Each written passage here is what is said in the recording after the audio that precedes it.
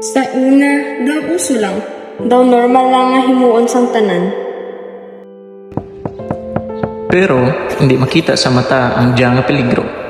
Hasta nga ang imo lawas mismo ang magapanawag sang bulig. May ara sang nagauyat sang vape, kag may ara man nga nagauyat sang kabuhi nga wala ginapatuyang. Ang bisyo hindi lang nagaguba sang imo baga. Ginadula ni man ang imo kaugmaon, imo relasyon kag imo kaugalingon.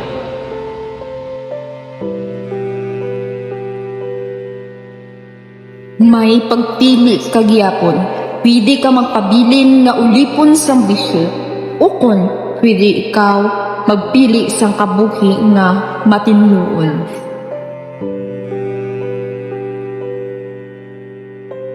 Vape, hindi uso.